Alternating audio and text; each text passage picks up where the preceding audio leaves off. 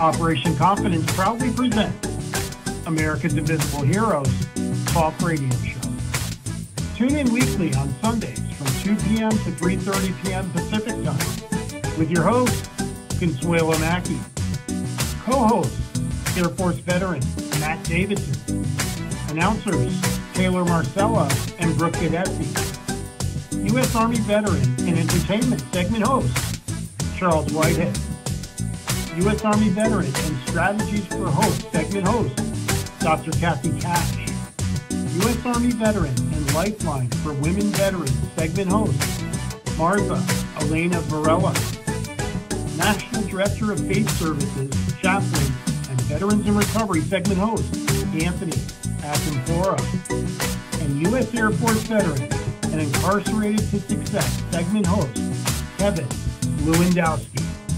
For more information or to be a guest on our show, email info@operationconfidence.org. Operation Confidence, America's invisible hero, invisible hero.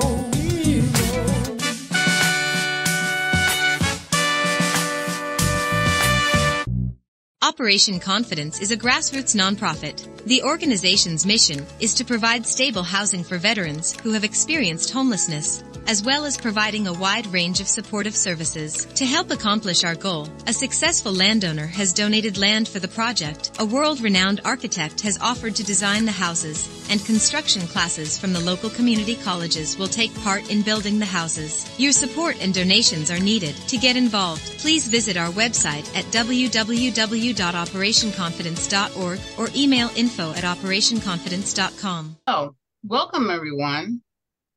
And thank you for tuning in to Americans Invisible Heroes, a show that is dedicated to our veterans and their families.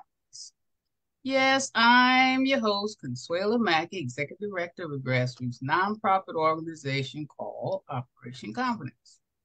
No, I'm not a veteran, but my heart goes out to our American heroes, especially those with disability and have experienced homelessness.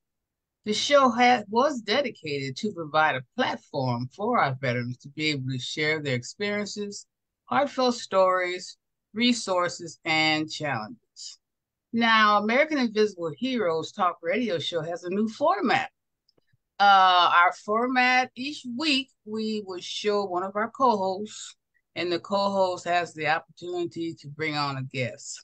So I'm going to let Taylor Marcella take over for right now. She's a board member and she will introduce our co-host for today. Take it away, Taylor. You got it, Connie. We have U.S. Army Reserve veteran Charles Whitehead. He is a board member and entertainment and investigator reporter. We have U.S. Army Navy veteran Dr. Wendy Childress and her monthly segment, Living Life Completely. We have U.S. Air Force veteran Jason. Help me with your last name. Yeah, Taylor, it's Agquili, Jason Agquili. Agquili. Yeah. Okay, I'm gonna get it. In this monthly segment, Finance Couch. And last but not least, we have U.S. Army Special Forces veteran Richard Cook and his segment, I Once Was Whole. Okay, Taylor. Dr. Wendy, I think, is coming on a little bit later. So you can... She's here. Oh, it looks like she just signed on. Yes. Okay. Yes. All right. Dr. Wendy. Hey. Good afternoon, everyone. Good Hey, afternoon. girlfriend. Hey, Okay, you ready, girl? I am. Okay, let's Okay. go. So I'm gonna do your intro, okay? Okay, go ahead. Okay, Dr. Wendy Childress is a retired Army chaplain, a former associate pastor, and has worked in the nonprofit sector and education for over 15 years. Dr. Wendy is a retired Army chaplain and former associate pastor. For over 15 years. She is a life coach, founder of Living Life Completely LLC, co-founder of 52 Love, an organization she and her daughter founded to empower, edify, encourage, educate, and connect African American women, and founder of WC Ministries. Today, Dr. Wendy will be discussing the very important of suicide, which impacts families, communities, and the world. Take it away, Dr. Wendy. Okay, so thank you. And actually, before I begin, if you don't mind, I'll say a quick prayer. Oh, please do. Alrighty. Dear Heavenly Father, we thank you, Lord, for this day. We thank you for keeping us safe. Thank you for your provision. We thank you for your comfort. We just ask that you be with us, Lord, and our families. And Father, ask that you intervene with all the chaos and confusion that we see going on in this world and give us the strength and courage to intervene where we are called to intervene. In the mighty name of Jesus. And we pray for those families, Lord, who are suffering from tragic loss of life. In the mighty name of Jesus, we pray, amen. Amen. So, and you all may ask, why suicide? Why is she talking about suicide? I think it's very important. Very important. Yes, it is very important, Connie. It is very, very important. Yes, it is. It's not going away. And so I am actually going to wear two hats, kind of, sort of, during this segment. My clergy hat and my life coaching hat. And it is very important. One, we're in that time frame where the holiday season is upon us. Right. And a lot of people are depressed and lonely during this time. And we need to check on them because they could be having suicidal thoughts. And even more importantly, I can't say more importantly because it's all important, but even more concerning, or I guess the lack of better terminology, is that suicide is impacting our young people. We have young people taking their lives as early as 10 years old. So this is something we can't ignore as a general population, and the faith community cannot ignore it. I believe that the faith community should take an active role and can take an active role, and especially, as many of us know, whether you are a person of faith or not, I'm sure most of us on this segment and those watching cannot ignore. Most of us. I'm getting feedback, but okay. Yeah, that's all right. Don't worry about it. I'll keep on going. Okay. The faith community has not done the best job of dealing with suicide. Matter of fact, faith community, and I don't care which faith it is, whether you're Christian or Muslim or I don't care what Jewish, I don't care what faith community it is. We have not done the best job of addressing suicide. Matter of fact, we've done a pretty bad job overall, because oftentimes we address it as and place a stigma on it, which makes people uncomfortable with even approaching someone of the faith community if they are having those types of thoughts. So I want to first and foremost say, before I do anything else, I want to start by saying my personal philosophy is suicide is a permanent decision to a temporary problem. And I say that understanding that when you're going through your struggles and your trials and pain and hurt, it seems like it's going to last forever. And it may have lasted, you may have been going through for a year or 2 years, 1 week, 2 days, seems like forever. But I want everyone to know, those who may be right now listening, thinking of suicide or having suicidal thoughts, or those of us that know someone who may be wrestling with it, I want to say, you are valued, you are loved, you have people that care, there is hope, and most importantly, there is hope. And you have value. So I'm actually going to read some statistics regarding suicide. And these I gathered from the American Psychiatric Association Foundation. Suicide is the 10th leading cause of death in the US, is the 3rd leading cause for youth aged 10 to 14. it's troubling to even say, for me to even say that our youth that young are dying by suicide, ages 10 to 14. It's the second leading cause of death for people aged 15 to 34. Each year in the United States, there's an estimated 37,000 people that die by suicide and 1 million people who attempt suicide, according to the Center for Disease Control Prevention. And men are more likely to die by suicide than women. And with this being a show about veterans, I went to the Department of Defense website and looked at the annual report. And it said for 2002, there were a total of 492 service members who died by suicide, 331 active, 64 reservists, and 97 out of the Guard. But it then also shared the stats for their family members, which for 2021 though, which was 168 total family members, 114 spouses, and 54 dependents. And I'm going to say, with both of the stats, both sets of stats I just read, we have to remember these are the reported suicides. These are the ones that we know of. And why do I say it that way? I say it that way because we are never 100% sure that someone did not take his or her life. Because unfortunately, sometimes, I don't know if you all have heard the term suicide by cop. Some people will engage the police intentionally because they want to end their lives. Some people will go across a train track, which looks like an accident, but it was actually intentionally because they wanted to end their lives. So what should we do? Well, and I said I'm dealing with the faith community. I'm really dealing with the faith community right now. A couple of weeks ago, I was invited to sit on a panel at a suicide prevention conference that had 10 or 11 of us faith members invited to sit on the panel.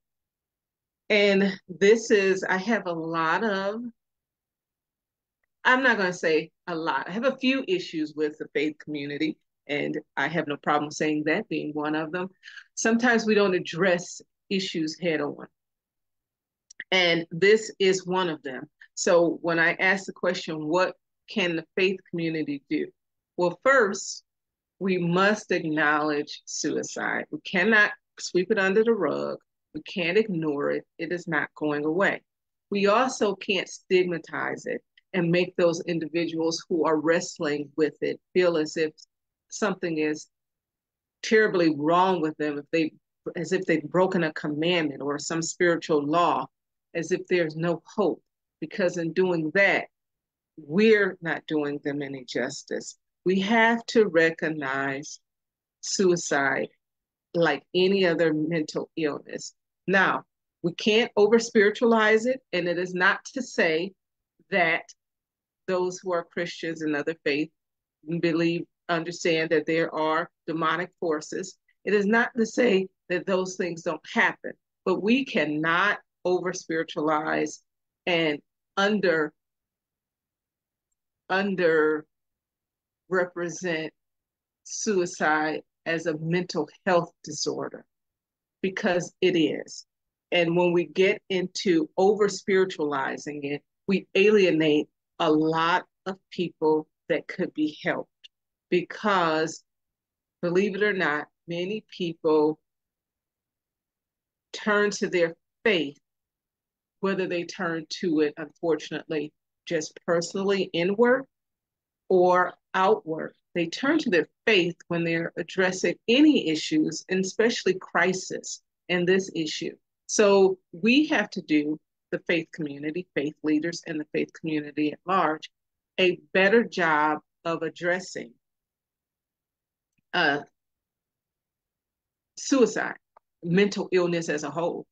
And I'm going to share a few stats that I have gathered over the past couple of months regarding the faith community and suicide. And it's interesting because that was actually what I did my dissertation on not suicide, but I did my dissertation on African American women and their pain and how the church should address it and mental health. So here are just a few stats. 66% of pastors say they never talk about mental health issues. That's alarming. 25% of pastors said they don't want to work with mentally ill. That's alarming. 30 to 40% of individuals with mental illness encounter a negative interaction in the church. That I am very well aware of. And again, their illness is over spiritualized. So again, faith community has got to do a better job at addressing issues. And we can't always blame it on something other than what it is, a mental disorder, a mental issue. And we need to look at it that way because we, again, are losing too many people that may, because pastors, clergy, lay leaders are actually one of the first responders, so to speak, when it comes to crisis in people's lives and mental health. And if we're shunning them and turning them away, if they don't feel that they can approach us, because if I come to you saying, I'm having these thoughts, then the first thing you're going to do is whip out your Bible and browbeat me, or your Quran or your Torah or whatever, and browbeat me with scripture. You're not helping the problem. You're not. And I will say this, I'm a Christian. Jesus fed the people. He didn't say if they come to you hungry, give them a scripture, give them some bread.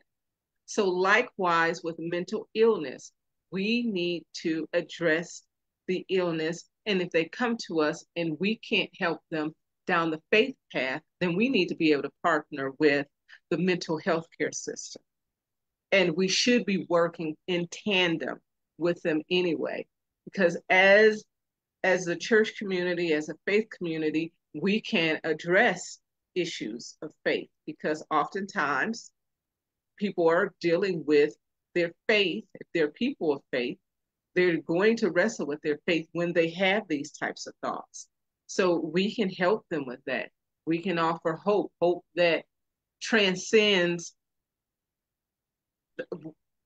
beyond this physical life. We can deal with that hope aspect. We can deal with the individual holistically, mind, body, and spirit, and also relationships, because we were designed to be relational creatures. So no one goes through this life alone. And if we understand that, we in the faith community and leaders and lay leaders and everyone else alike can do a much better job. We can offer them a safe community where they're not judged. We should be able to offer these things. And I'm going to say we can offer them a safe community where they're not judged, where they feel safe disclosing what is going on with them, and a place to maintain and develop spiritual fitness. So these are some of the things that the church can do. Dr. Wendy, Richard has his hand up. Oh, yes, Richard, I'm sorry. I got a question after. Yes, go ahead. You're muted, Richard. I see your lips moving, but nothing's You're coming muted, out. Richard. I'm trying to figure it out right now. Let me see. There you go. Sorry about it. It's hard to see. I have to move everything around because of my vision. Anyways, I appreciate that. At the VA hospital, when I go there for my exams, they're always, the first thing that comes out of their mouth is always asking me, do I have any thoughts of harming myself? Of course, I have to say no, because I have more things to focus on positively. So that way they always feel I'm good, because I'm not a threat at that point to doing something. But they're always checking now because of what has gone on with suicides. I mean, even there's one thing that's not mentioned, which I'm just going to say this, no disrespect. But a lot of the people from fentanyl are dying, but they chose that as a way to get out of things, and they knew it was going to take their lives. So the thing is, those areas are also caused by drug use just because they want to find a way to get out like that. So keep that in mind because that's what I'm doing with my programs. And I'm the new post commander for Disabled American Veterans in my area. So the thing is, there's are other areas that are affected people based on what the world is going on through right now. Sometimes watching the news could be bad as well too, because things are going to be on the news that's going to be bad, that's going to accept your body and your mind. And we all see it on TV, what they call toxic stress. That can lead to other areas such as depression. People who are depressed are going to be affected. That's why they commit suicide themselves, because they don't know how to deal with it and handle that. So they commit suicide, going from depression to suicide. I'm done. Thank you, Richard. And yes, drug use or drug abuse is a way goes right along with suicide by cop or running your car in front of a train. People find ways to end their lives because of, as you also pointed out, and as I was saying, because of just daily life issues, depression and stress. And when I was in the military and doing suicide prevention or intervention, I actually like that word better than prevention. And I will tell you why. That's the term that we use. And I like the word intervention better than prevention because we come along, whether it's you, me, lay leader, battle buddy, mother, father, sister, brother, whoever it is, come alongside of you to try and intervene in your ideology. And when you say suicide prevention, it can lead to you having trauma. Because if you're walking along somebody who's wrestling with these issues and you're doing all you can to try and prevent that person from taking his or her life, and they take their life anyway, then you may be left dealing with remorse and guilt. Did I do enough? What did I miss? What didn't I do? What could I have done? And so I like to say intervention, which hopefully will lead to the prevention. But I don't like to say prevention because it may not always be the case that we can do that. Even though our heart and our intentions and our goals, we're trying to, it may not be the case. And I don't ever want anyone to feel guilty that they were unable to stop someone from taking his or her life. And so then we need to recognize signs. And some signs are, and I'm not going to go through, I'll just give some signs are withdrawal from society. They don't call anybody anymore. They don't hang out anymore. Some signs are giving away personal things. You know, if somebody is an avid train collector and he says, or she says, come and get my train, you need to say, well, wait a minute, are you okay? So we need to isolation and talk. Some people will say, I don't want to be here anymore. And sometimes, we'll laugh it off like, oh man, oh girl, please, what are you talking about? One, that's because we don't want to deal with it either, because it's a scary path. I'm not going to say that it's not. It is you then become vulnerable with that person when you decide that you are going to walk along with somebody who may be contemplating or is contemplating taking their lives. So that's not a step that's easy for any of us to take. So we'll laugh it off and everything else. But if they say, I don't want to be here, you need to investigate that. What do you mean you don't want to be here in the house or here at this store or here where? What do you mean by you don't want to be here? We need to do just a little more investigating. And I love movies and I use them as examples all the time. And every time I think about that, walking alongside someone, if you all seen or saw New Jack City and what is his name? Brown, Wesley Snipes. Those two kingpin drug dealers, He asked, am I my brother's keeper? And he says, yes, yes, yes, I am. And yes, we are. We're supposed to watch out for one another. It's scriptural. We're supposed to love one another as ourselves. So yes, we are supposed to look out for each other. We're supposed to pay attention, just pay attention to the little extra things. And I'm going to point out some protective factors that aid in suicide intervention or prevention. And that's being maybe a mentor, having a mentor you can confide in, because being able to confide in someone is essential for all of us, because all of us want to be heard. We don't want to be judged. We don't want to be condemned about everything. We want somebody to hear us and hear us with compassion and not be afraid to speak our truths about what we're going through and not have to worry about you saying something derogatory or making me feel, I already feel bad in the first place.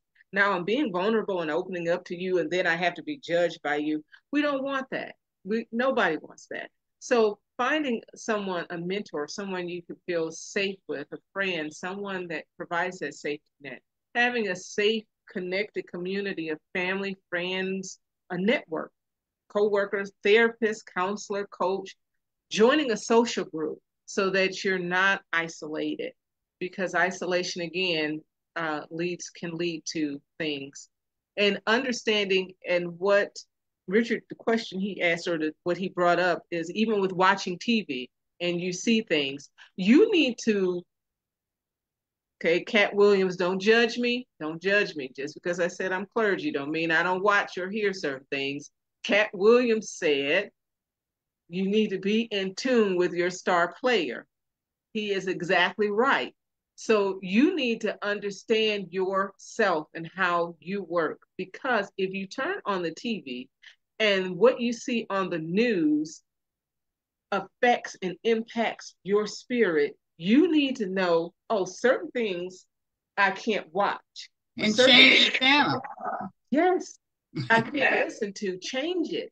But don't sit there and traumatize yourself saying, you know, I don't know why I can't watch this. I should be able to. Don't try and pump yourself up into watching it when your spirit is telling you, danger, Will Robinson. Right. On some people's ears, but that's Lost in Space. I told you I like TV, especially classics. Taylor wouldn't know what that is.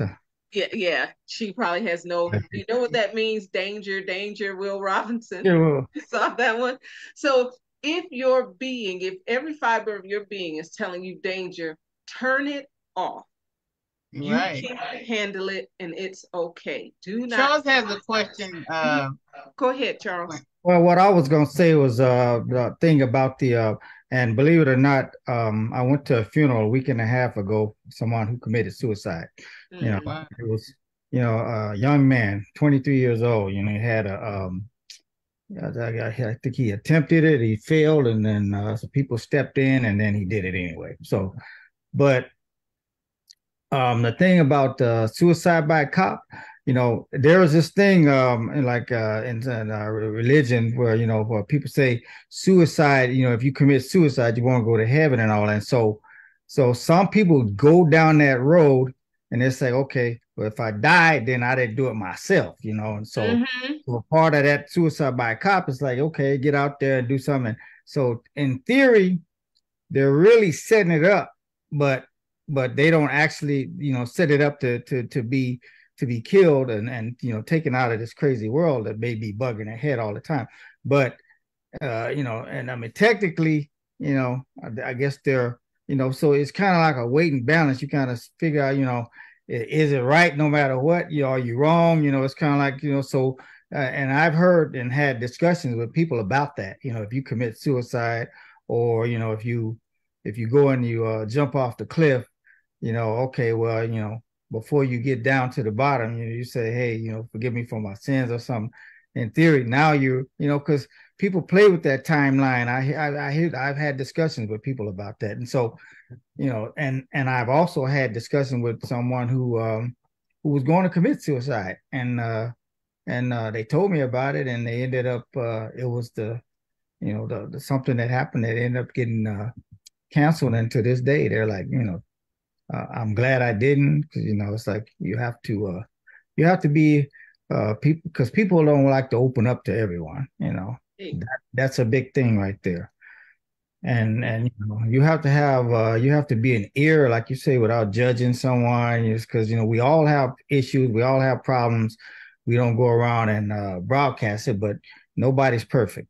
none, I've never met a perfect human yet. none of That's so important what you talked about though, Dr. Wendy. I mean, we need to have more on that. Next time I want you to show some photos or some articles or something like that. Can I share my screen for 30 seconds for some information? Yeah, because we got others that are waiting too. Yeah, so we're gonna just move right along. Just 30 seconds. You make her co-host. Hmm.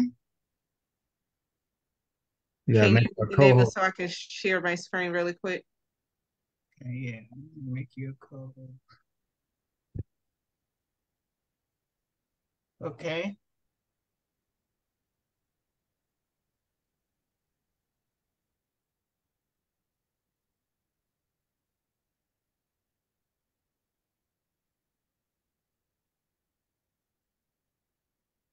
Okay. Hold on, if we doesn't.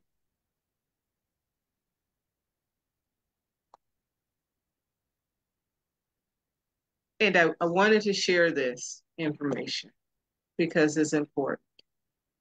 If you or anybody you know are in need of help thinking of taking your life, or you know somebody, here are some contact information that you can use. You can now text, you can chat. 988 works for military and civilian alike. It's for anyone. That's the National Crisis Suicide Line. So you can dial 988 at any time and get help. You see all of these other ways to get help. And again, I want to emphasize that you are valued, you have purpose, you are loved, and there are people willing, waiting, and wanting to help. That's right. So And you then they can text at 838-255, right? Send Yes. a text message. Yes. Okay, that's important. Well, thank you so much for that information. Does anyone have anything else you want to add to Dr. Wendy before we move on? No, that's a big thing. It's you hear it all the time. What is it, like one every 30 seconds or something like that? Or Somebody. 2 a day, or some kind of stat. But it's important. It's big. Bigger than we actually know. It's Right.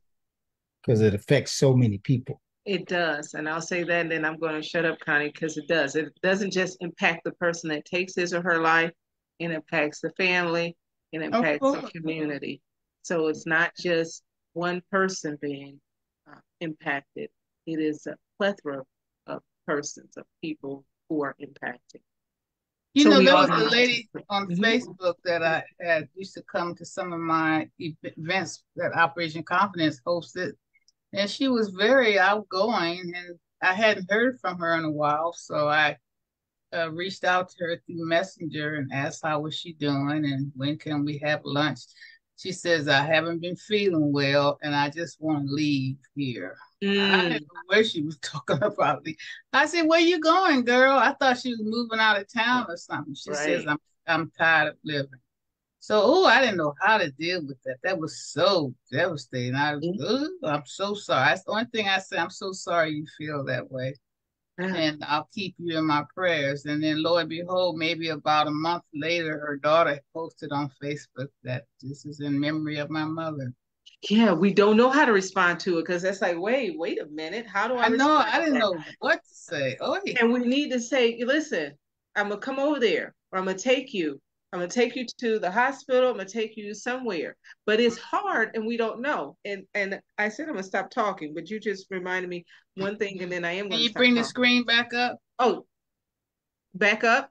Yeah, I mean, Stop sharing. Stop sharing. Yes. Sharing. I'll say this, and during one of my suicide trainings, in the military. I was doing a suicide briefing, and one of the persons there shared, and he shared because the person told him that he could share, because we don't share. I don't share any information that I'm not supposed to. And so I can share this because the individual that it happened to said it was okay to share. He was a correctional officer, gets the note, they get the call. One of the prisoners was taking, one of the inmates had tried to take, was taking his life, had hung himself. He gets there in just the nick of time to get him down. When he gets the inmate down, and this inmate was in there for life. This is what threw it.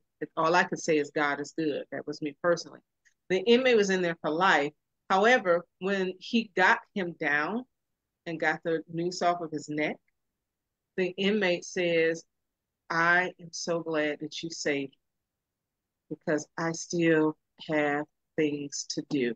This is an inmate who's in prison for life. But as he's hanging there, I can only, using my vivid imagination, he's seeing his life flash before him, and he's seeing something, and it's like, uh-oh, I made the wrong decision. That's a horrible time to say, oh. Yeah. Jason has a question. His hand is up. Jason. Okay.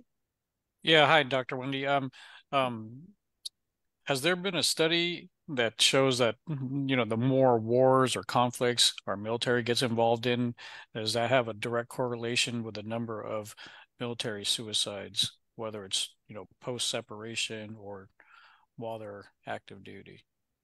I don't know that there has been a direct study, but we know that it does impact. The more you're exposed to, the same as if you have attempted it, or if someone in your family or friend or someone you know has attempted suicide, it is more easier for you then to do it. So I don't know if there's an exact study but if you ask me personally, my personal thought, I would say yes, because I can tell you I had issues with our service members going to a combat zone 7, 8, 9, 10 times. It's like, this is not healthy. So personally, I would say, because common sense just tells me that takes a toll on anyone. So I would add to that and say that if the military has stats on it, they're not accurate. Correct. Way off. Yeah. No, I totally agree there. I mean, because I remember the times when I have been deployed and you come back stateside, and, personally is you didn't want to deal with the civilian world, the civies, because the mindset alone was just a totally different. You turn on that TV, like you mentioned, and, some random news, and they obviously, they publish news that's more for views rather than real information. And then you come back home to that, hearing it, listening to it, and then scary.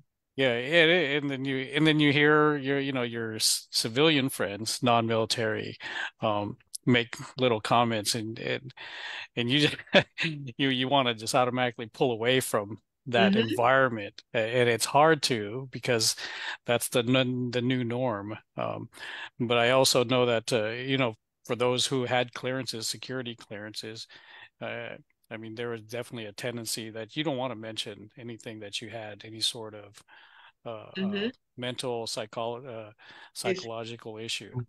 Yeah, it's taboo. Yeah. You don't want to be singled out.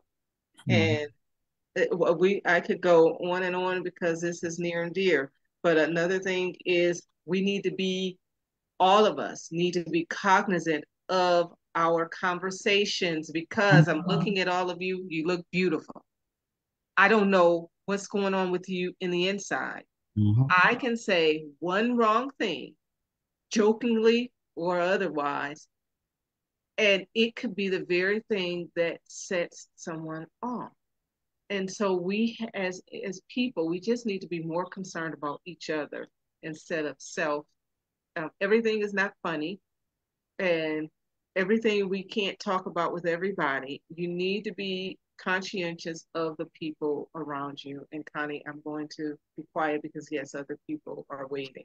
No, that's so important. Please, please, Yes. please look out for your brother, your sister, your neighbor, your friend. Yeah, I want to mention one thing and then we can finish with this. I was watching Shawshank Redemption yesterday. I've seen it a lot of times. But there's a scene in there with the guy, he's been in there running the library. It was he's in there for life and he's been in jail for 50 years. Well, finally they let him out. I don't know if he's in there for life, but they let him out. And you know, he just couldn't deal with the real world and he committed suicide. You know, it's like he would rather be in prison where he was, you know, good with that. You know, he didn't have to deal with routine and he yeah, right. Yeah, you know, so that happens too, you know. It's not all the successful people. I mean, you hear it all the time. Somebody super successful, major star, they committed suicide. We don't know why. We don't know what was in their head. You say, oh, they had all of this and that, and you know, it's not money and possessions that matter. So, and I've heard that from a lot of veterans too. When they come lost, you know, they've been living a structured life, and all of a sudden, you know, either a lot of them become alcoholics, you know, or dealing with drugs because they just can't cope, you know. Yeah, can't reconnect, can't reintegrate into this society. So, well, I sure thank you. I'll be looking for more of this information, you know. Yes. Come back and share more for us, some pictures and videos and what's going on. Okay. Thank you, Doctor. I know you're a busy girl, so if you can stick around a little bit, I'd like it. But if you can, I understand. I will for a little Taylor, bit. we move right along here. Let's see if that's Jason, right? Yes, that's Charles. All right. No, I'm talking about our next guest is Jason. So Charles, go ahead. And all right. But we'll bring Richard, right? No, Richard's not ready to come on yet. We're gonna have him the last. Oh, okay. Well, well, then my script is wrong, so you know, I don't know if I got an O when it says Richard. Okay, well, I had Jason first. Okay, well, let's go back. Maybe I have an O one. I can read it. Jason is a U.S. Air Force veteran and a former DIA intelligence officer. He had served for over 9 years on active duty, followed by 9 years in the federal government civil service. He is now serving as a financial representative with the Northwestern Mutual Company in Manhattan Beach, California, a Fortune 90 company that specializes in financial advisory, financial planning, and wealth management. His goal is to help 100 families within 12 months set up their financial plans for success, financial security, and reach their financial goals. Aside from business, he's active in the local community as a youth baseball and youth soccer player. Welcome, Jason. Thank you, Taylor. Thank you, Connie, for inviting me. My pleasure. Welcome to the team. Thank you. Happy Sunday. Happy Sunday fun day, right? Yeah. So tell us about what you're doing. Yeah, so what I'm doing now is I'm transitioned over from active duty military and then government service, and then went from there back. I had separated from government service back in 2011, and went into industry with Boeing for a few years. Left there, decided to go off on my own. Pursue real estate investments as a realtor. Did that for about 6-7 years, and then now transitioned over to financial planning and financial advisory with Northwestern Mutual. So just a gamut. Just trying to find going back to serving on active duty, just trying to find additional purpose, how to serve my community locally and then overall as well. So and then just found something that I truly enjoy.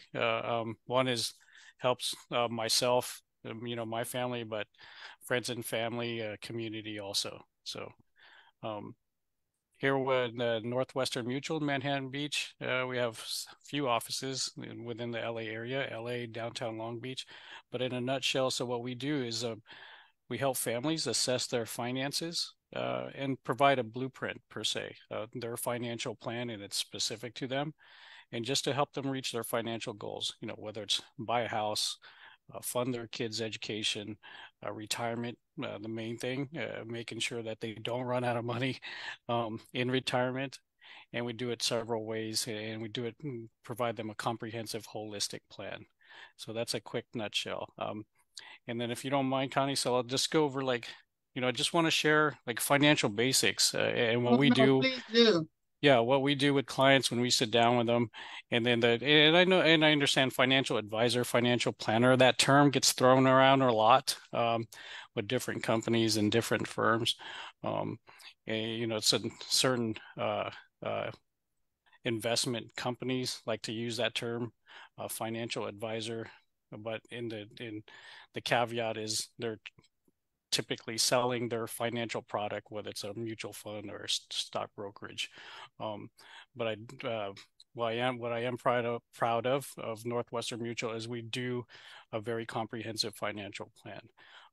And it's no cost, it's complimentary. If a client comes in and says, hey, I'd like to get my finances straight, we took a look at their budget, their balance sheet, do an assessment. A team of us will do an assessment on it and then produce a financial plan. And it gets very detailed, or it can get very detailed. It can be a 100-page financial plan, depending on what their goals are. And one of the misperceptions is that you have to have a ready wealth to hire a financial advisor, whereas it's actually more important that if you can do it as young as once you get out of college, get your first job, it'll help out a lot in the later years. And one of the statistics I read was that last year, only 35% of Americans have a financial advisor.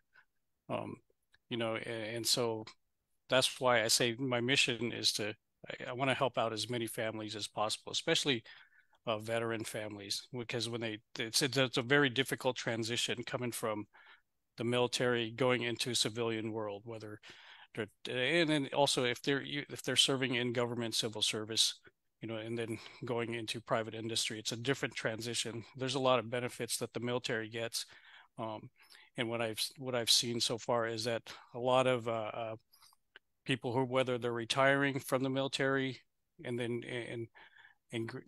then also, note that, a person can retire from the military as early as 40 years old. Once they do their 20, then they can retire. And in fact, you can join the military as young as 17. So you can retire a lot earlier, 37, right? And then go into private industry or continue working in government service. But the main thing is making that transition, and then all of a sudden, all of your benefits on the military side, you now no longer have them. And there's a lot of tax-free benefits that you receive while you're on active duty that you no longer will receive in the civilian life. But going back to financial basics, Connie, so the main thing, what we do with clients is, sit down with them and just give them financial education 101.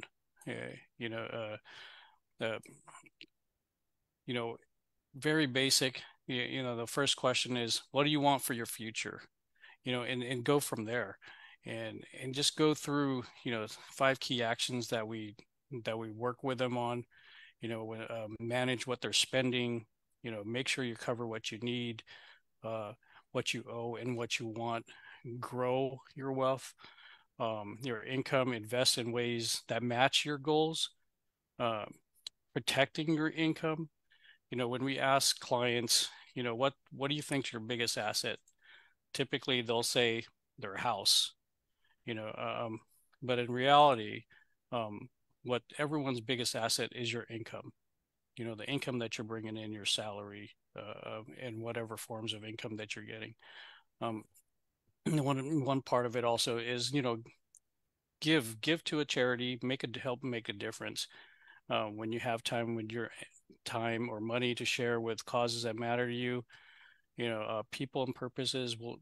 I mean, it's good to support them because it also helps you, but also we the charity, we need help.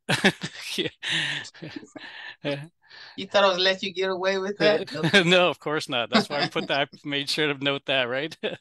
And then also, build up your savings, cover your life's goals, surprises today, and then later, so you can afford a comfortable life tomorrow. Now, Jason, I have a question. Now, yep. All that that your company or you personally helped a veteran establish themselves financially. You mentioned some things that you do to help them to set up as far as preparing themselves for financial wealth or housing or whatever. What about their credit? Now, they came out military, they don't have any credit, they can't buy anything. And that's the most important. I think that should be number one, is the system in that area. Do you not agree? Oh, totally agree. Yeah. Unfortunately, the society or businesses rely on credit. Yeah. And it has nothing to do with how the person is. Yeah. No. What they're doing or just the person themselves or what they've done. When I was doing real estate investments, in fact, I had clients who were making millions off of their businesses. Their business owners, had multiple business, but they didn't have any credit. If they were to try to purchase a house. In fact, I had one example. One case where individual, he was making, I believe he was grossing like 2-3 million a year. Successful business person, had enough cash in the bank, and he tried to purchase a house, single family house, and they wouldn't approve him. Yeah. Yeah. And some, but on the same token is he can go in there and purchase all in cash. Yeah. But he's one out of a million though, because the rest of them need to get credit, and we come from a family that's credit cuckoo. I mean, everybody has to have credit. We have a member of our family that's a financial advisor, and he's literally financially goes into each one of our accounts. We all have like credit. Mine is like 850. Man, wow. I have a son of mine. His is 900. I didn't know they had such a credit score as 900. I don't think I've ever seen that. But in other instances also, Connie, is that a lot of immigrants, whereas their lifestyle has been prior to moving here is you pay everything in cash. You don't carry any debt whatsoever, and so in those cases and I've ran into a bunch of those also, is they don't have any credit, but you check their bank statement and they have enough cash in there. It's just that their whole lifestyle, their mindset is that right. we don't carry any credit whatsoever. We pay everything in cash. And we carry no debt. But by you being a veteran, you run into veterans when they come out, they don't have anything to get started with. How do you assist them in purchasing their house?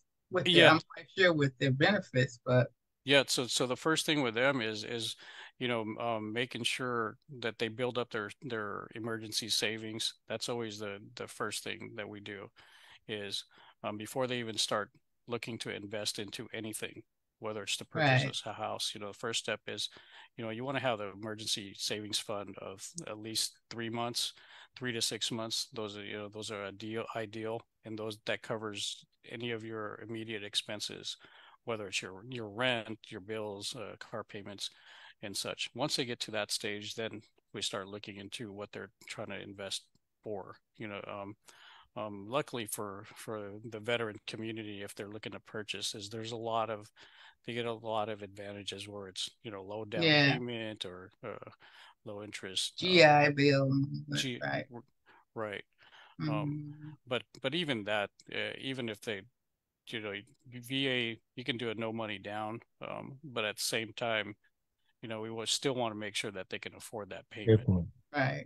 And yeah, that's true. And your stat, you said what, 35, only 35% of Americans have a financial advisor.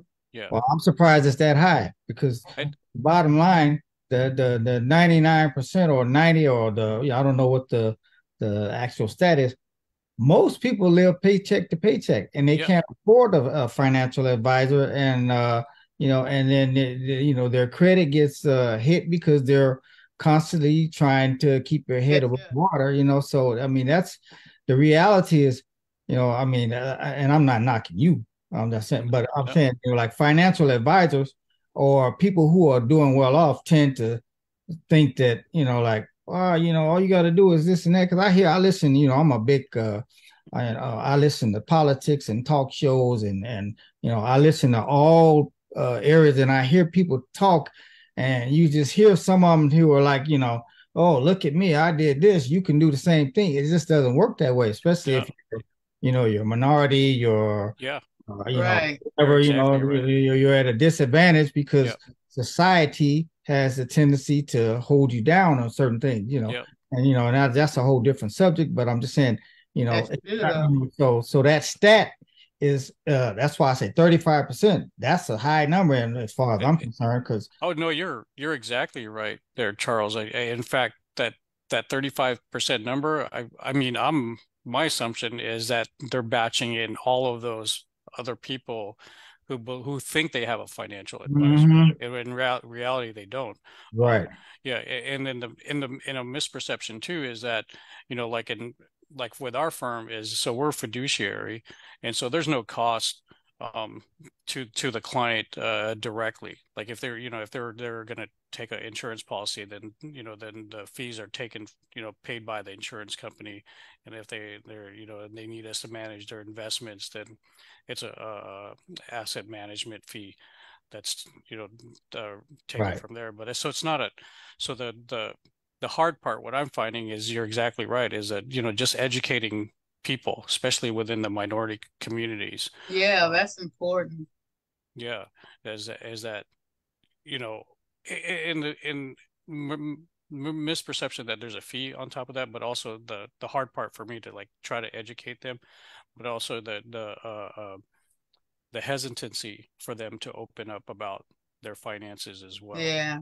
It's like, because in certain communities, they like to show off the bling, right? The high expense. But then when you start looking into the details, then they're poor. Exactly. And you say it so politely.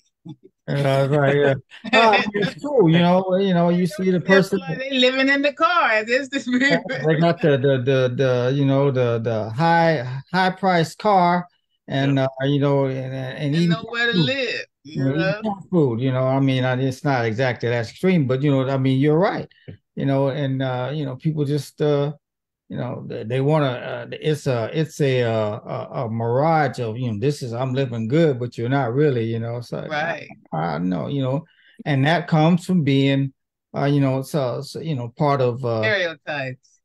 Yeah, that as well as you come up being poor all your life, and then all of a sudden you kind of start making it a little bit. Now you really want to make yourself look like you're doing way better than you really are. It's it's your pride, it's the ego thing, and so I mean, it's all kinds of reasons that people are financially strapped, and it's like it's at some day, but there'll always be people like that, unfortunately. It is very unfortunate. So, and Jason, excuse me, I like what you said. Some people think they have financial advisors because a few people that have these quote unquote financial advisors, and you look at them, it's like, I don't know even if he can multiply 1,000 to the 10th power.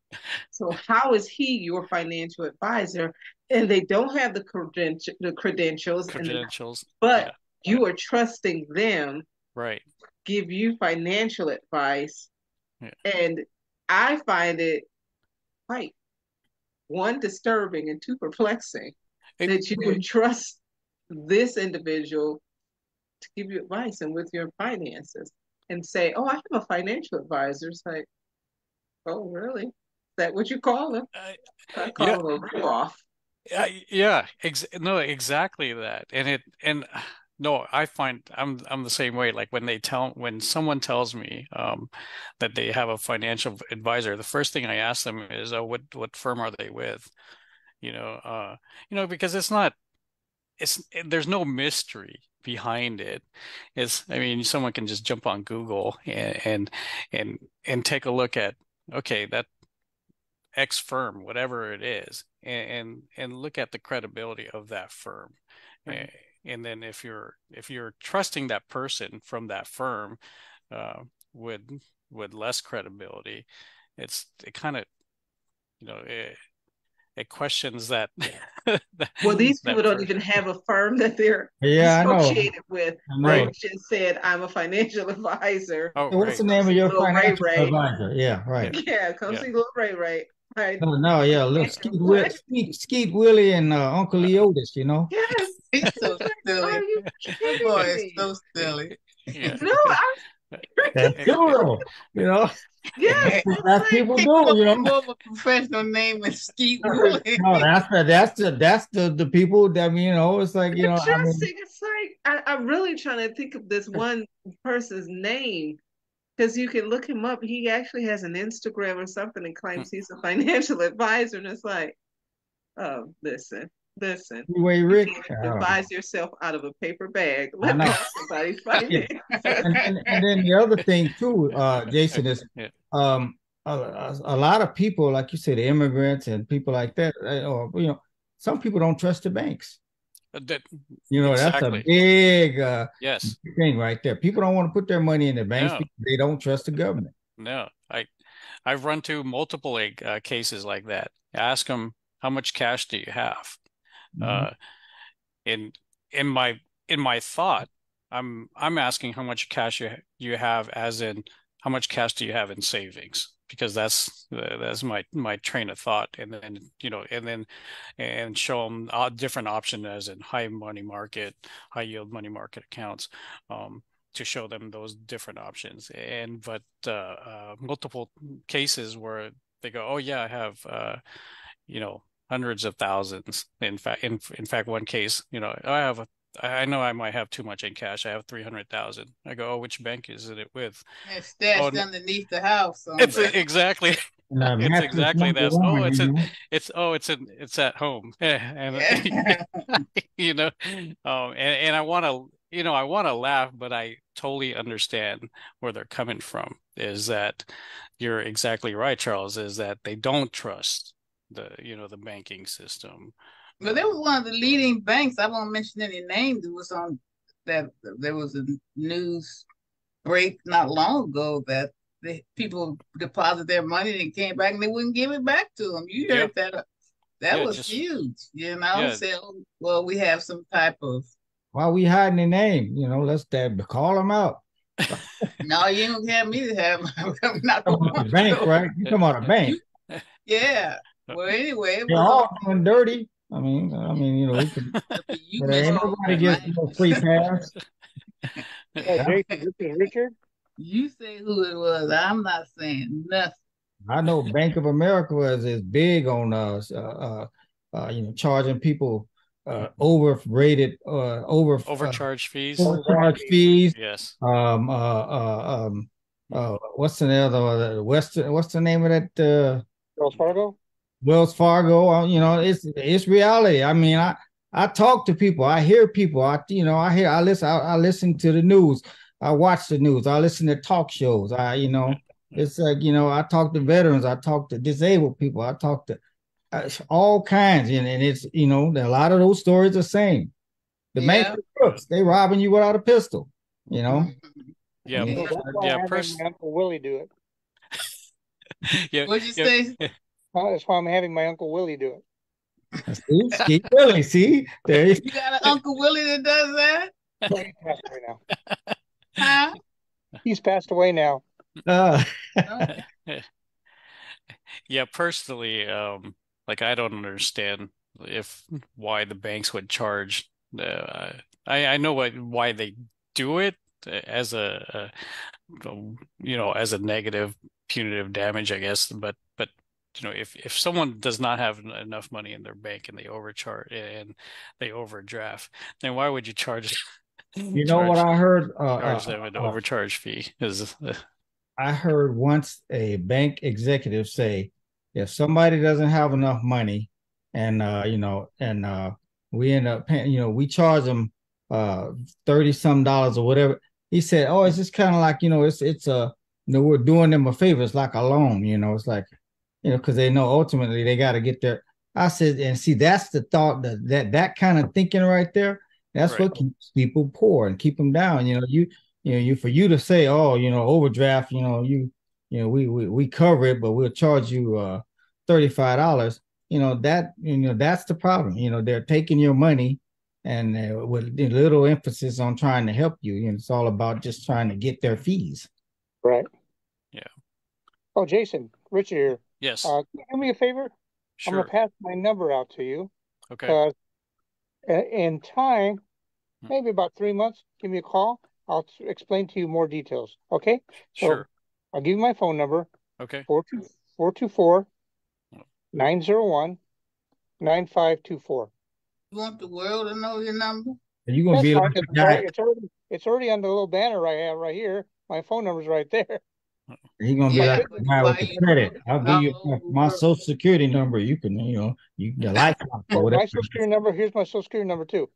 No, don't dare. 1111. Yeah, don't do that. 1222. Yeah. 334. We're being shown, streamed everywhere, all over the world. So just be careful with us. And I can tell you all the top secret stuff because I was military intelligence. Like Trump. No, I won't do that. Yeah, let's just hush. Okay, but but Jason, be that careful was in a very couple good. of months and make sure it's not a scammer calling and saying it's Jason. Yeah. Yeah, they do that. Well, I'm gonna check Jason out myself. No, Jason, he's cool. He's a dear friend of mine for many years. I'm so glad he's on the team. Hey, you know what? Sometimes you got to check your dear friends out too, because they could be the ones that I mean, I'm not saying that you're corrupt, Jason. I'm just saying that sometimes like you'll refer somebody to someone else, and I've had that happen too. You get referred to somebody and find out that they're just as crooked as a winding road up a mountain. It's just like so. Oh yeah. Well, I got a pretty good judge of character, like I know you. I know me. I might be over here. I'm over here living in a $35,000 square foot house, and driving a Rolls Royce every day. Well, so silly. Richard, I'll give you a copy of my SSBI, my I think background Richard is investigation. He's just playing. I know. I'm playing with him too. He's oh, that's good. That's good. No, but these things are real issues, and that's good stuff. Yeah, that's good information. So we look forward to you coming next month and sharing some more. And plus, I want you to help me to put together my infrastructure for the housing project. Oh yeah, for sure. Told you about that. I need your help. Yeah. Okay. Well, thank you. That was thank good. you, Connie. Thank you, everyone. Did you enjoy it yourself? Yeah. No, I'd love to come back or just hang out. Oh, we're on the team anytime you want, but we're looking for you to be able to give us some more information monthly. I know your time is valuable, but I'm gonna have Uncle Leotis and Skeet Willie give you a call so you can help. Yeah. Well, I see that you have Richard. He's former special forces, so you got a trained killer on board. Yeah. You're so silly. All right, we move right along here. Now it's on you, Richard. You got a great guest here. Let's say, Charles, you're going to read his information. All right, so Richard served 33 years in the U.S. Army Special Forces operations, 7 years with the VA hospital as security, human resources background investor. The Investigator. What was that? Investigator. Oh, investigator. Okay. Yeah. He promoted to GS11 Chief of Payroll. He's now Chief Executive Officer of Pro Level Entertainment Foundation, representing talent and models in the entertainment world and film industry. He's a former stroke survivor of 3 strokes. He had a major stroke February 2016. He had a massive stroke causing the most brain damage, including aphasia, June 3rd. And his 3rd stroke just after the massive stroke in the brain affected his vision. He's now visually impaired, but all strokes in 1 year caused by a tumor, all of the strokes in 1 year they're caused by a tumor in his heart blocking the blood flow. Now he's fully recovered. He has a fitness plan that includes eating healthy, especially keeping sodium and sugar at a healthy level and avoiding shellfish. He exercises at the gym, working the entire body, I guess, and as a form of therapy and enjoyment, he found new ways to do photograph again post strokes. His weaknesses are in his left, and he couldn't walk then. But after intense therapy, he was able to rebuild his body, regenerating the brain to walk. And now, some days, 13 and a half miles, and he lifts 101 pounds to 151 pound weights. All right. Well, thank you. Mm-hmm. Just to go on that, I just saw the stroke doctors this last week on Wednesday. They're going to do another MRI of the heart area. That's where the myxoma tumor was. They're also going to do another MRI of the brain because that's where it was affected, causing me all the damage. So they're going to do that. But the thing is, that's just to see how nothing has grown back in all areas. But then they said, we're impressed because of my recovery. The way I have recovered and done what I did, as you can see on what I have right here, a wannabe business card, that's what I'm doing right there. I'm climbing up the mountain sides for things where I'm not in any way at a disability. I'm working myself positively to encourage others to do the same thing I'm doing. So what the doctor said, the neurologist, he says, I'm going to go ahead and send this up to the director's office because I want to tell the director what you're doing. And you've been going here many times here. He was at the 2nd floor at the VA when I had the strokes in recovery. He knows I had some trouble speaking, but then the thing is, he now can see how I can speak right now. So the thing is, we have gotten everything all approved, and now he's going to run up to the director's office to see what I can do to teach other stroke survivors what I can still do, what they can still do based on what their situation is as well. So anyways, that's the short story. That's the short story. Yeah, so I have like some old pictures. I guess I could let me see here. Show up there. Richard doing his thing. Let's see here.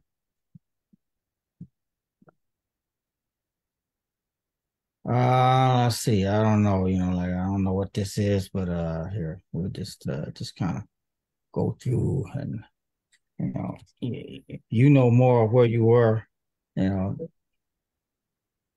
Richard. Yeah.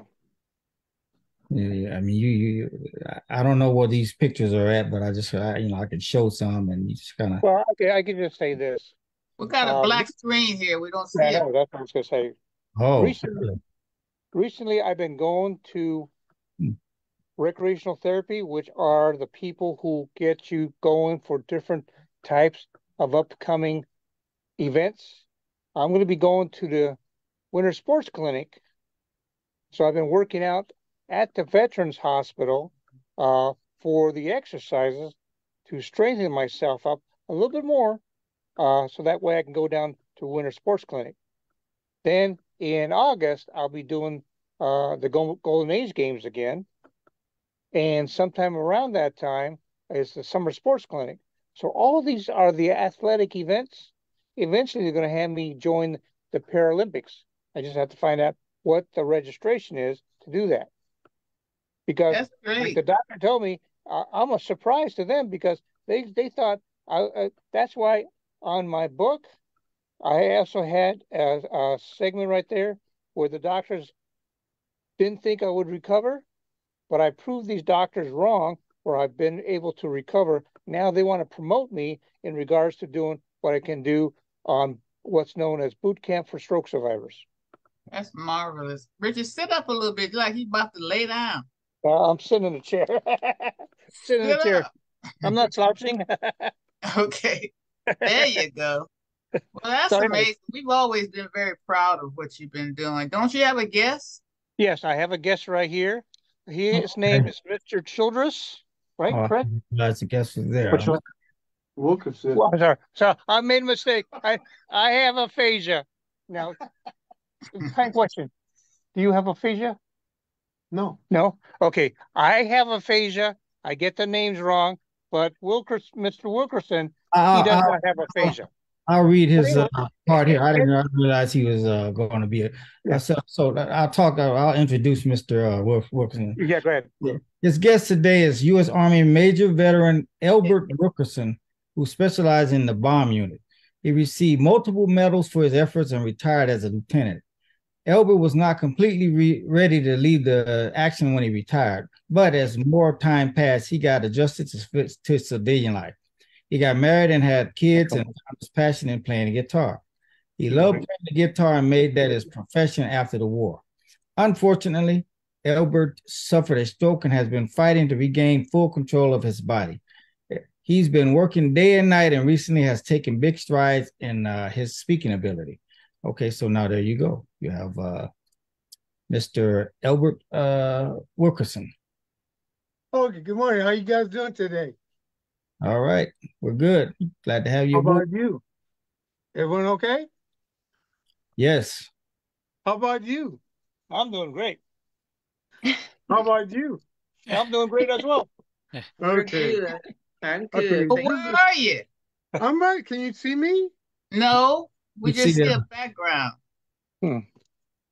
I thought by moving it that way, let me try something different. Why don't you stop your background unless it's, you got, Yeah. and then you can just Don't move. have him doing too much. Just let him turn the chair. Yeah, or have him sit Well, Well, let me see if directly up. this works. Can he It's sit not gonna be closer? me. It's not gonna be me. I'm gonna hand him. Can you take it? Can you see him now? There you go. we see you there. Okay. Okay. How you doing, sir? Oh, I'm good. And yourself? Fine, thank you. So you Okay. on the road to recovery, huh? Oh, yeah. Just so you know, I was playing my guitar. I put my guitar down and I was gone. I couldn't even Really? talk. Nothing came out. What do you mean? I mean, when you had your stroke. Yes. When I had this stroke, Okay. Yeah. it was like this. It's like that. 5 years I couldn't talk. Really? Oh, Yeah. But And you- then what happened was 3 words came out. You can talk. You can talk. And I've been talking ever since. all And I've been right. telling everybody, if I can do this, why can't you do it? Some say yes, some say no, but I don't care. I do it anyway. Mhm. Oh, we're so proud of you. Yeah, Congratulations. thank you. Thank you so much. Now what I'm gonna do right now, I'm gonna play something for you, okay? Okay. Okay. Now I'm gonna hold this as well too. That way you can hear it and see it. Okay. Now keep in mind, most stroke survivors cannot do things. As you know, I can still photograph. Yeah, Now you he- did beautiful work. Now he's gonna do his guitar. Now, take in mind now, Zoom has noise suppression filters in here because I noticed because I have a songwriting class, and yesterday we had a guy who was I mean, I just say, but Friday in the class, and he plays guitar, and he was trying to play, and I said we couldn't hear it because it was an acoustic guitar. It wasn't hooked up to an amp or anything. I don't know if you have yours hooked up to an amp, so we may not hear, you know. Can you hear it though? No. Can you hear that? Faintly, you know. Okay. Wait 1 second. I know how to fix that. Turn your filters off, your Zoom filter. I just have to change something. Yeah, top left corner. Yeah, I'm going to change something though. Bear with me. Bear with me. Bear with me. Sorry.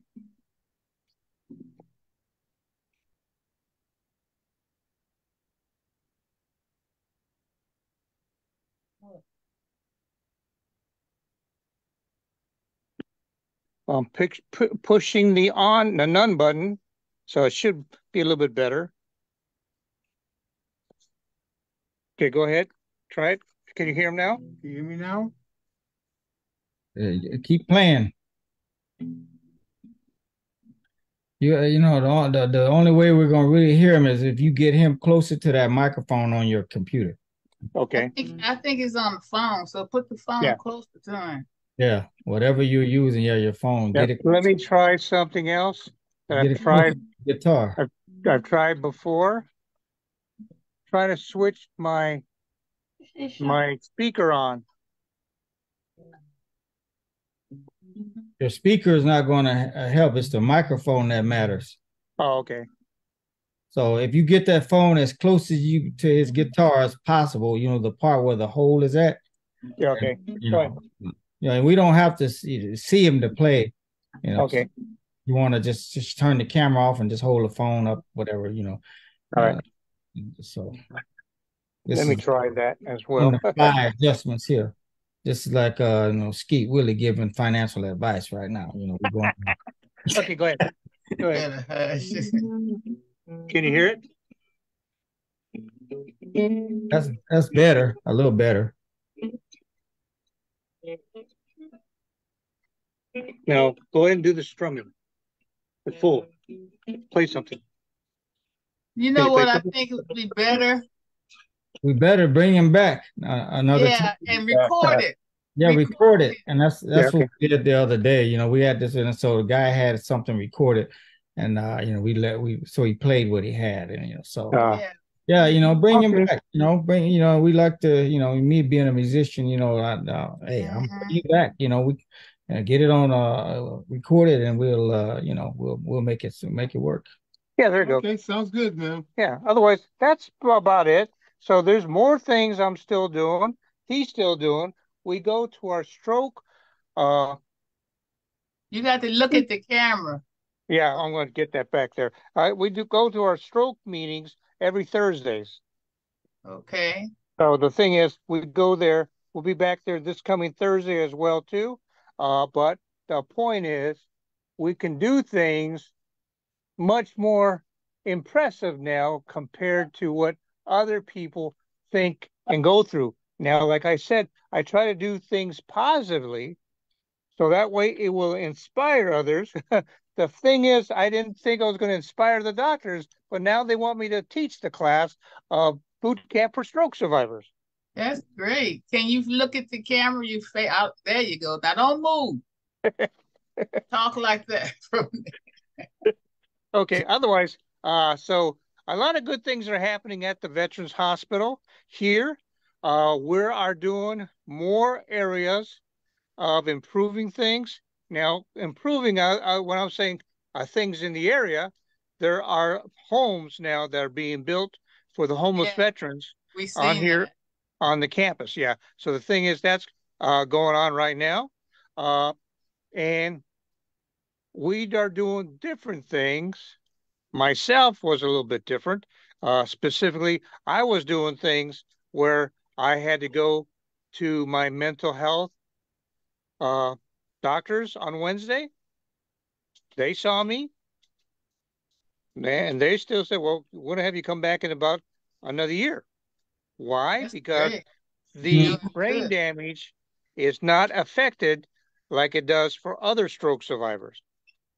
I mean, You to know the what I point want that, you to do when you come back, hopefully in a week or two, about 2 weeks, have some pictures of your photograph artwork, especially all the flowers. He's able to well, focus on a I'll, flower and enhance it where it looks like yeah, a painting. I'll show you the newest ones. I have a um Ferris wheel I took a picture of where me and my wife went to the fairgrounds Hmm. for not the LA fairgrounds, but it was out here, like a carnival, Hmm. because my brother-in-law was playing in his group, so we went there. But I had a chance just to take a picture of the Ferris wheel, and I'll send that to you, where you can see what I'm talking about, how it looks And I like like that. the flowers too when you zoom. You make them come out looking like a painting. Yeah. I got some new ones too. Wonderful. Well, thank you so much. And where's your friend? Where Uh, is he? he's right here. Can you hear me? Yeah. Let's put. Yeah. Can you turn the camera around on him a Oh, little bit? sorry. How about that? There you go. We Okay. want you to come back, my friend. Okay, and I will. And I'll play something for you, okay? Now, Yeah. we found out we were both at the same unit there in Upland, the 422nd Civil Affairs Unit. Uh-huh. Yeah, so we found out we have that in common. Well, that's wonderful. Well, I want him to come back and make sure that you record on your Yeah. phone his Okay. music so Okay, that we I can be will. able to play I'll it. do that for you. Yeah. I'll do that for you. Okay. And we really Okay. enjoyed you. And congratulations on your success. You pay attention to Richard because he's a go-getter. He'll have you out there skiing in a few minutes. Yes, Yeah. so am I. Yeah. Yeah. Climbing mountains and stuff. That's what Richard's doing. So, And I'll even send you where I'm up on this hill and I'm still jogging up the hill upwards. oh goodness, that's amazing. Your heart must be doing real well for you to deal with all Yeah. kind of climates. The But we, recent the recent thing they just had me do to check my heart was a stress test. And mhm. now they incline it as well too to keep going. And I was going, and when it's time to stop, they said, "Aren't you tired?" I said, "No, I'm okay." They were Okay, surprised, but then the readout came out where I had no abnormalities in the heart. right. That's so wonderful. God bless what you're doing there. Well, listen, we got to move on, but Okay. we look forward to having you and your guests back next month. And Charles, you're gonna take it from here. Yes, but before we go to the next thing, we didn't get any information from Jason or Dr. Wendy, any phone numbers or anything that, That's true. before we get, let's make this, tell people how they can reach you. Jason, you want to go, or Dr. Wendy, you want to go, and because you're these are great subjects that, and Right. oh, Dr. Wendy is leaving. Okay, I can say this real quick. You Okay. can have two different emails. Email me at living LIVING complete COMPLETE at yahoo.com, or contact me at 760-515-4333. Repeat it, Doctor. 760-515-4333. And repeat your email address. Living Life Complete at yahoo.com. Okay. Well, thank Okay. you. And Happy you all Turkey. have a blessed Thanksgiving. I'm getting ready to tell you Happy Turkey Day. Thank you. Okay. All right. And Bye. Jason, give us your information. Yeah, thank you so much, Connie. Yeah, so my number, anyone can contact me. Direct number is 310-460-7142. I'm in the LA area, but we cover anyone nationwide. So we just Can you repeat your number? yeah, 310-460-7142. And your email address? And my email address is jason.agcaoili@nm.com. That's novembermike.com. So jason.agcaoili @nm.com, and I'll put up You got to there on say the that screen. again and slow, because you know your last name is tongue twistery. Yeah, Spell the Jason. first name too. Yeah, that's true. I see different variations of that. So Jason, JASON slower people. Some people have paralysis and stuff just listening. I hear you. Okay. So it's Jason, JASON Alpha Golf Charlie Alpha Oscar India Lima India @novembermike.com. So jason.agkawili@nm.com. Where is that last name from? Philippines. I'm Filipino. Oh, really? Yeah. Okay. And your phone number, repeat it again. And then my phone number is 310-460-7142. And then if you can see my screen, I'll put it on there if for those viewers that are on here. Let me make you co-host. Yeah, I'll put it on the under my name, under my Wait, let's make you a co-host so you can bring it up on the screen. Or actually, you don't have to do that, Connie. It's just I put it up on my you can see on my my video there. Oh, okay. Under my name, Oh, okay, gotcha. Yeah. Okay, good. There you go. Yeah. All right. Well, great. Well, thank you so much, and thank you also, Richard. We're getting ready to wind down now, so we're gonna let Charles take it, and then baby girl, she's been so precious, so quiet. We have to just give her a shout out though. Baby girl, so cried, so precious. Baby girl is, I got to always tell everyone who you are and what you're doing. She's got a bachelor's degree. She works have a fabulous position at Edwards Air Force Base. And she's going for her master's. How long is it going to be before you get your master's, Precious?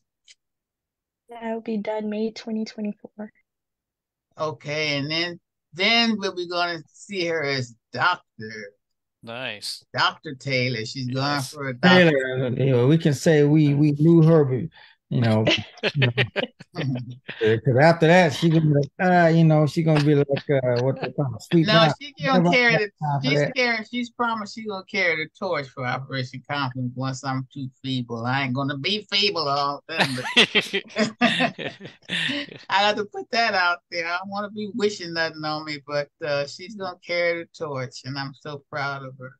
I love it. I always like to let everyone know what she's into, how proud she is. It makes me. So, okay, let's move right along here. And Charles. Show the smart cane now. You gonna show the smart cane? Yeah, please. That's right. That's with Richard and Al. Let me show that real quick. We wanted to show some of the one of the devices that they have for visually impaired. You guys see that? Yeah. Okay, good. Because I don't know what it is about my. I'm just doing. For the visually impaired, the simple act of taking a walk to the store or to get a cup of coffee can bring on anxiety. Our eyesight that most of us take for granted informs us which way to go. It shows us what street we're on, or that a hoverboard is headed our way. Now, an innovative cane using circuitry and math is helping guide the blind on their path. Did you know that according to the World Health Organization, the estimated number of visually impaired people in the world is 285 million? An estimated 39 million of them are blind. And ever since the invention of the white cane, there really hasn't been an innovative upgrade until now. Meet Cursat Chalon, a blind inventor on a mission to help bring revolutionary technology to those who are visually impaired. He developed the WeWalk Smart Cane. Cursat spoke to me from Istanbul, Turkey. Welcome to Innovation Nation, Cursat. Hello, Mo. Thank you for having me. Tell me about the moment you decided it was time to invent a smart cane. It was 2 years ago. I was in New York to give a speech, and I was trying to find my hotel. I was holding my traditional white cane at one hand, and also I was holding my smartphone with my other hand. at the same time I was trying to pull my luggage with these 3 fingers because my 2 hands are occupied. So not surprisingly, I bumped into a pole. That moment motivated Keursat and his team, many of whom are also blind, to create a solution. Walk me through how it works. Sure. First of all, it's foldable. It means it's portable as well. And let's unfold it. It has obstacle detection sensor for overhead obstacles, such as trees, poles, timetables. Also, it has touchpad, microphone, and speaker as well. After users pair the cane with a smartphone, they can send voice commands to the cane's microphone and then receive navigation and other information from the smart speaker. Head west on Main Street. It's about 30 feet to your next turn. No more holding the phone and the cane at the same time. An internal gyroscope, accelerometer, and compass make up the cane's navigation system. Keursat, thank you for being on our show. Thank you, Mo. It was really a pleasure for me. Yeah, it's so cool. Yeah, that's nice. Isn't that nice? Today on the show, we're going to be talking all about cane tips. Okay. All right, so take us into the next bit of information. We're going to go to Taylor, and then we're going to sign out. And we're going to wish everybody Happy Turkey Day. Okay, Judy Heumann. She was widely regarded as the mother of the disability rights movement. At 18 months old, Judy contracted polio in Brooklyn, New York, and began to use the wheelchair for mobility. She was denied the right to attend school at the age of 5 because she was considered a fire hazard. Later in life, Judy was denied her teaching license by the same school district. After passing her oral and written exams, she failed her medical exam because she could not walk. Judy sued the New York Board of Education, and Judge Constance Baker Motley, the first Black female federal judge, strongly suggested the board reconsider. They did, and Judy went on to become the first wheelchair user to teach in the state of New York. Before we do that, or the state of New York, I apologize. In 1977, Judy was a leader in the historic 504 sit-in in San Francisco. This 26-day protest, the longest sit-in at a federal building to date, led to Section 504 of the Rehabilitation Act being signed into law. Judy was instrumental in the development and implementation of other legislation, including the Individuals with Disability Education Act, the Americans with Disability Act, and the UN Convention on the Rights of Persons with Disabilities. These pieces of legislation have been integral in advancing the inclusion of disabled people in the United States and around the world. From 1993 to 2001, Judy served in the Clinton administration as the Assistant Secretary for the Office of Special Education and Rehabilitative Services in the Department of Education. Judy then served as the World Bank's first advisor on disability and development from 2002 to 2006. In this position, she led the World Bank's disability work to expand its knowledge and capability to work with government and civil society on including disability in the global conversation.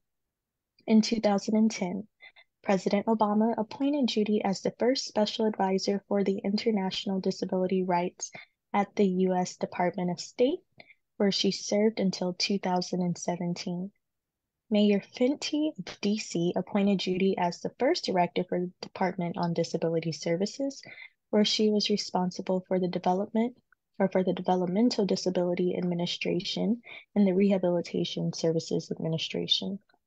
She also was a senior fellow at the Ford Foundation, where she produced the White Paper Roadmap for Inclusion.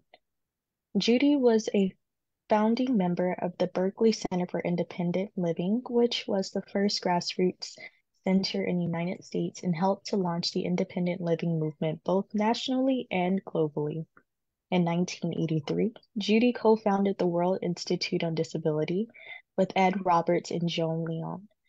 as one of the first global disability rights organizations founded and continually led by people with disabilities that work to fully integrate people with disabilities into the communities around them via research, policy, and consulting efforts.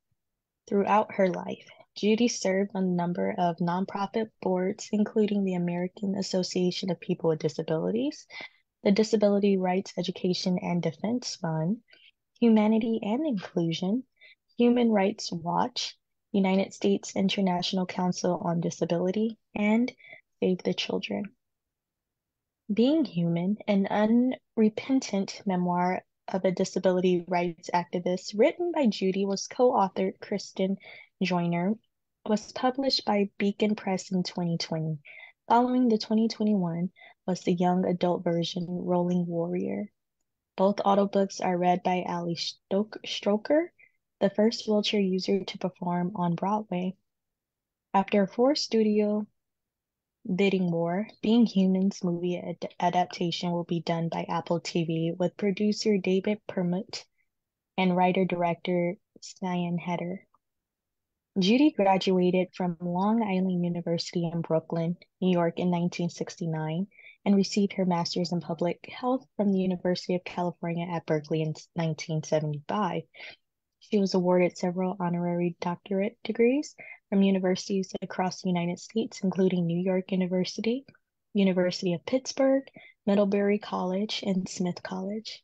She also received numerous awards, including being the first recipient of the Henry B. Betts Award in recognition of efforts to significantly improve the quality of life for people with disabilities, the Max Starkloff Lifetime Achievement Awards from the National Council on Independent Living. Judy Heumann passed away on March 4th, 2023 at the age of 75. Her news of her passing was reported by major outlets in the United States and around the world. Judy Heumann passed away on March 4th around the world. Stay up to date on projects in Judy's honor by following Judy Heumann Legacy on Instagram and Facebook or subscribing to the Judy Heumann newsletter. So I do have a picture of Judy Heumann that I would like to share with everyone. So just give me a moment and I will pull that up.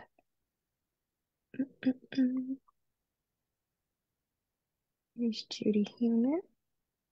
Okay. And her two books, yeah. Great lady. She was. She has a great legacy. And then also with that, this one I have to show because it's just amazing. Where are you? Who's that? All right now. Who's that? Who's that lady? Okay. And then we have a couple more that I would like to show, and then I'll get out of y'all way. This one, and I think, Connie, you should be able to explain this one. What are we looking at, Connie? That's the president of the World Bank. I was there representing the Los Angeles Department on Disabilities as a guest and had an opportunity. He was a guest speaker. And that's when I met Judy. And it was an amazing opportunity. It's quite a part of Operation Confidence history. Right. That's amazing. And then we have one more. So not only is Connie, a huge advocate for veterans, she is definitely bank, advocating for individuals with disabilities and making sure that our voices are louder. And who is this, Connie? You know who that is. I don't know. He was also a guest speaker. He was very precious, very sweet. We did lunch together. And listeners that can't see, who it is. You don't know who that is? I'm saying you got to tell the listeners that can't see. I don't know who it is. Okay. You know who that is? Yeah, that's Senator Ted Kennedy. Ted Kennedy? Yeah. Yeah, so it was amazing. I had a wonderful time. They treated me like royalty. Yeah. She's over there working, rubbing elbows Like, with. you're not new to this, Connie. You true to this. So Big, that she she over there, true to this. full This ain't advisor, her first rodeo. She knows this. That's right. Get her, Taylor. That's right. No. Well, I can't complain. I've had a pretty interesting life, and that was part of the history of Operation Confidence. Right. But you want to sign this on out now? Yes, ma'am. So before Miss Connie closes the show, I would like to encourage our viewers and listeners to visit the Operation Confidence resource page on our website at www.operationconfidence.org. Again, www.operationconfidence.org for some amazing resources. Also, we would like to inform everyone about Operation Confidence Positive Redirection Team. It's a group of male and female veterans who are mentors, having overcome similar challenges and situations, transitioning back into mainstream society. To be connected or become a team member, email us at info@operationconfidence.org. Again, that's info@operationconfidence.org. Okay, and as always, we want to remind our viewers and our listeners that the goal for the show is to raise awareness about Operation Confidence and its mission, which is to provide stable housing for our veterans, especially those with a disability and have experienced homelessness. We also would like to ask you to please get involved with our grassroots efforts. We are really, really working hard. We've been doing this for quite a while to be able to provide these homes for our veterans. And thank God we have Jason on board, and we have a few others that are really wonderful and trying to help us with the infrastructure to make this happen. And then lastly, as of today, the show has over 173,000 views. Isn't that amazing? Wow. And we have 1.35 thousand subscribers. So we're doing pretty good. We're making it happen. And in closing, American Invisible Heroes would like to inform our viewers and our listeners that we're also streaming on Spotify, Apple, Google Podcasts, as well as Amazon, iHeart, Stitcher. We have our own Instagram, and we have our own Google blog. So we're making our rounds, and people are listening to us, and we're all excited. And we want to wish everybody a happy Turkey Day, and we don't eat too much. And we'll be back next week. Do you have a little showing that you want to show before, a little funny clip before we? Yeah, I got a little funny clip, and then and we'll after the clip, I'll put our exit video, and we'll see you guys in next week. So That's right. This is the clip is about just for the listeners, the ones that can't see, a dog that wants a kitty. So I'm getting. We always end Jason with a funny clip. Me and my. That's Charles in the clip. All right, here we go. Hey, remember how you wanted the kitten? Yep. I went to the pet store today. No way. Yep, I did. Well, come on, let's go. Well, I want to see hang it. on, keep your collar on. Huh? You wanted a girl? Yeah. A tabby? Yep, that's right. Oh, I can't believe you got me a cat. Where is she? Is she out here? Wait. You didn't let me finish. Okay. So I went into the pet store and I looked at the snakes. Snakes? Oh, bleh. Yeah. I'm gonna just go over. Well, I didn't get one. No. Okay.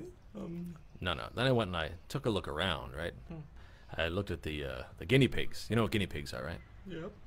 Yeah, I looked at the mice, Yep. gerbils, Yep. parrots, Yep. newts, Yep. hamsters, Yep. kittens. Yep. Oh, that's it. That's where you stop because that's what you're gonna get me. Then the hermit crabs. Oh, come on. Okay, you calm down now. Gotten me a kitten, or I'm gonna chew this couch's arms right off. I will. Oh, you will. Now tell me what's going Went on. to the pet store. Yep. Saw the turtles. And, oh, come on. What was that? Well, let me tell you. Yeah. You listen? Yeah. Went to the pet store. Yes. There were shelter kittens, so I picked one up. No way! You got me a cat! That wasn't funny. That was stupid. Why was that stupid? Hold on. I was looking for something funny. We usually have funny stuff. That wasn't funny. But anyway, you Hey, do it better wasn't than that. funny to you. Yeah. I'm The still dog waiting was on the kitten. Where the excited. hell is the kitten? You never did Yeah, get the the dog was, the dog was like, "Hey, I want a kitten." Yeah. Anyway, cat. So silly. Well, I love you for it anyway. You always all end right. it with a thought of Everybody in here laughing. And Jason is like, "Hey, he's Jason said, I had never been with these old crazy people before. yeah, that's what makes the show. Is we're not trying to be all serious, and it's like we gotta have. We're informative and we're fun. So Jason, he's cool with that. Okay, so we're gonna end it. We thank everybody, and as I say, hope you have a blessed Turkey Day. And we're gonna get sign out music, and we're gonna give us the 2 fingers up, the goodbye fingers. We're gonna go there. There you go with that. Got to get it. Okay. All right, now we'll see you guys next week. Okay, bye-bye now.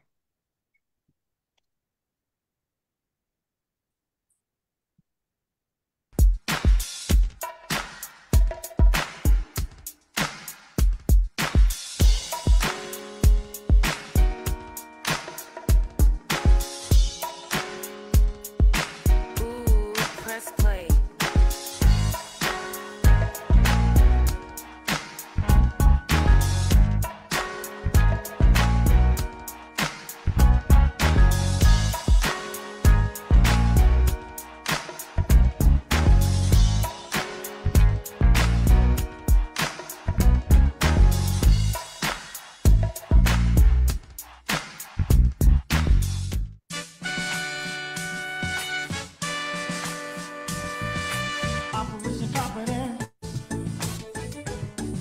America's invisible hero. Invisible hero.